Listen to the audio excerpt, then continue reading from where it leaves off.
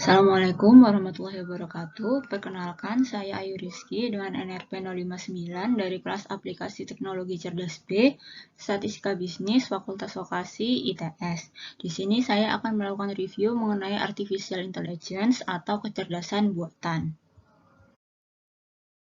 Artificial Intelligence atau AI atau kecerdasan buatan adalah bagian dari ilmu komputer yang mempelajari bagaimana membuat mesin komputer dapat melakukan pekerjaan seperti dan sebaik yang dilakukan oleh manusia, bahkan bisa lebih baik daripada yang dilakukan manusia. Kecerdasan buatan atau AI sendiri merupakan subbidang ilmu komputer yang berkaitan dengan konsep dan metode inferensi simbolik oleh komputer dan merupakan representasi pengetahuan simbolik yang digunakan dalam membuat inferensi. Berikut merupakan beberapa pendapat ahli mengenai AI. Salah satunya adalah menurut John McCarthy pada tahun 1956. AI ada untuk mengetahui dan memodelkan proses-proses berpikir manusia dan mendesain mesin agar dapat menirukan perilaku manusia. AI adalah hasil adaptasi kecerdasan yang dimiliki manusia. Manusia dikatakan cerdas atau pandai dalam menyelesaikan permasalahan karena mempunyai pengetahuan dan pengalaman. Manusia juga diberi akal untuk melakukan penalaran di mana mengambil kesimpulan berdasarkan pengetahuan dan pengalaman yang dimiliki. Berikut beberapa bentuk kecerdasan yang dimiliki manusia. Yang pertama, kecerdasan musikal yang merupakan bentuk kepekaan terhadap nada, irama, dan ritme musik, termasuk kemampuan untuk bernyanyi, bersenandung, atau berekspresi menggunakan alat musik. Yang kedua, kecerdasan linguistik. Ini ditunjukkan dengan kemampuan menggunakan kata-kata dengan efektif dan menguasai bahasa baik secara lisan maupun tulisan. Yang ketiga, yaitu logika matematika, yang merupakan keterampilan berhitung, berpikir logis, serta pemecahan masalah matematika. Selanjutnya yaitu kecerdasan spasial yang merupakan kemampuan menerjemahkan pikiran atau imajinasi ke dalam bentuk visual. Selanjutnya, kecerdasan kinestetik yang berkaitan dengan aktivitas fisik seperti penguasaan gerakan olahraga dan menari. Yang keenam yaitu kecerdasan eksistensial, yaitu keingintahuan tinggi tentang arti kehidupan, kematian, dan realitas hidup. Yang ketujuh, kecerdasan interpersonal, yaitu kemampuan berkomunikasi secara efektif dengan orang lain. Yang kedelapan yaitu kecerdasan intrapersonal, yaitu kemampuan memahami diri sendiri dengan baik. Yang kesembilan yaitu kecerdasan naturalis, yaitu kemampuan mengenali alam sekitar dan peduli dengan sesama makhluk hidup. Dari penjelasan sebelumnya, kita dapat menyimpulkan manusia yang cerdas berarti memiliki pengetahuan dan pengalaman serta penalaran moral yang baik. Apabila kecerdasan ini ingin diterapkan pada mesin, maka mesin harus memiliki bekal pengetahuan dan mempunyai kemampuan untuk menalar.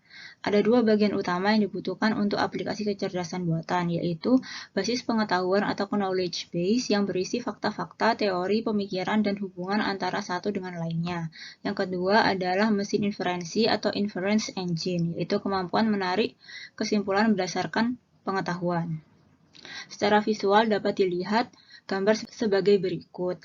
Akan diinput masalah atau pertanyaan ke dalam suatu sistem AI yang mana sistem harus dilengkapi dengan sekumpulan pengetahuan yang ada pada basis pengetahuan mengenai masalah tersebut, dan dengan mesin inferensi akan ditarik kesimpulan berdasarkan fakta atau pengetahuan yang sudah didapatkan sehingga menghasilkan output berupa solusi atau jawaban sebagai hasil dari inferensi.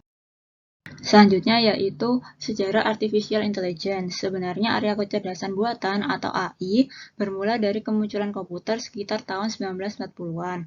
Meskipun sejarah perkembangannya dapat dilacak sejak zaman Mesir kuno. Diawali dengan McMulloch dan Pitts pada tahun 1943 yang mengusulkan model matematis yang bernama perceptron dari neuron di dalam otak. Kemudian pada tahun 1950, Alan Turing menulis paper yang berjudul Computing Machinery and Intelligence yang mendiskusikan syarat sebuah mesin dianggap cerdas. Dia beranggapan bahwa jika mesin dapat dengan sukses berperilaku seperti manusia, kita dapat menganggapnya cerdas. Kemudian pada tahun 1956,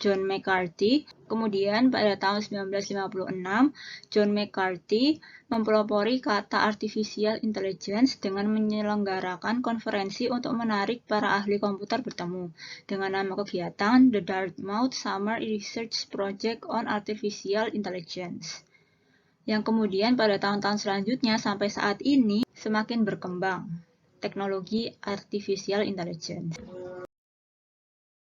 Konsep kecerdasan buatan terdiri dari Turing test, pemrosesan simbolik, heuristik, inferensi, dan pencocokan pola. Turing test merupakan metode pengujian kecerdasan yang melibatkan penanya dan dua objek yang ditanyai. Pemrosesan simbolik adalah komputer yang melakukan proses dengan simbolik dan non-algoritmik dalam menyelesaikan masalah. Heuristik adalah suatu proses pencarian dalam ruang masalah yang efektif.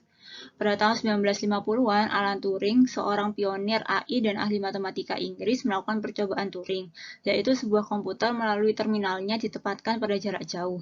Di ujung yang satu ada terminal dengan software AI dan di ujung lain ada sebuah terminal dengan seorang operator. Turing beranggapan bahwa jika mesin dapat membuat seseorang percaya bahwa dirinya mampu berkomunikasi dengan orang lain, maka dapat dikatakan bahwa mesin tersebut cerdas, seperti layaknya manusia. Berikut merupakan perbedaan antara AI dan kecerdasan alami, di mana kelebihan dari kecerdasan buatan atau AI adalah lebih bersifat permanen. Kecerdasan alami bisa berubah karena sifat manusia yang pelupa. Kecerdasan buatan tidak berubah selama sistem komputer dan program tidak mengubahnya. Kemudian lebih mudah diduplikasi dan ditransfer. Mentransfer pengetahuan manusia dari satu orang ke orang lain membutuhkan proses yang sangat lama, dan keahlian tidak akan pernah dapat diduplikasi secara lengkap. Jadi, jika pengetahuan terletak pada suatu sistem komputer, pengetahuan tersebut dapat disalin dari komputer tersebut dan dapat dipindahkan dengan mudah ke komputer yang lain. Yang ketiga yaitu lebih murah. Dengan menyediakan layanan komputer akan lebih mudah dan murah dibanding mendatangkan seseorang untuk mengerjakan sejumlah pekerjaan dalam jangka waktu yang sangat lama.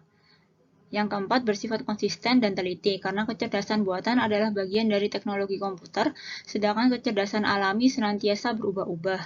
Yang kelima, dapat didokumentasi, yaitu keputusan yang dibuat komputer dapat didokumentasi dengan mudah dengan cara melacak setiap aktivitas dari sistem tersebut. Sedangkan kecerdasan alami sangat sulit untuk direproduksi. Yang terakhir yaitu dapat mengerjakan beberapa task lebih cepat, lebih baik, dan lebih teliti dibanding dengan manusia. Namun, tidak menutup kemungkinan kecerdasan alami memiliki kelebihan, yaitu kreatif, memungkinkan orang untuk menggunakan pengalaman atau pembelajaran secara langsung, dan yang ketiga, pemikiran manusia dapat digunakan secara luas. Artificial intelligence dapat dikategorikan menjadi 4, yaitu acting humanly, di mana sistem yang dapat bertindak selayaknya manusia. Yang kedua yaitu thinking humanly, di mana sistem dapat berpikir seperti halnya manusia yang dilakukan dengan cara introspeksi, yaitu penangkapan pemikiran psikologi manusia pada komputer. Yang ketiga, thinking rationally, yaitu sistem yang mampu berpikir secara rasional. Sistem ini dikenal dengan penalaran komputasi yang dicirikan dengan pendekatan logis. Yang keempat, acting rationally, yaitu sistem yang mampu bertindak secara rasional, yang melakukan aksi dengan cara menciptakan suatu robotika cerdas yang menggantikan tugas manusia. Sistem ini menggunakan pendekatan agen intelijen, di mana agen adalah segala sesuatu yang dapat melihat dan mengamati lingkungannya melalui sensor dan bertindak atas lingkungannya melalui aktuator. Apa aja sih lingkup dari artificial intelligence? Ada beberapa lingkup, yaitu yang pertama adalah machine learning, yaitu membahas bagaimana program bisa belajar dari dataset yang ada. Yang kedua, natural language processing, yaitu belajar memahami bahasa manusia yang relatif ambigu dan tidak terlalu mengikuti struktur yang baku. Yang ketiga, yaitu expert system, membahas bagaimana membuat program yang memiliki pengetahuan atau keahlian sehingga bisa digunakan untuk membantu mengambil keputusan. Yang keempat, speech, yang membahas bagaimana mengubah teks menjadi suara maupun sebaliknya. Yang kelima, vision, yaitu mempelajari bagaimana program bisa melihat, seperti pengenalan objek berdasarkan bentuk atau warna.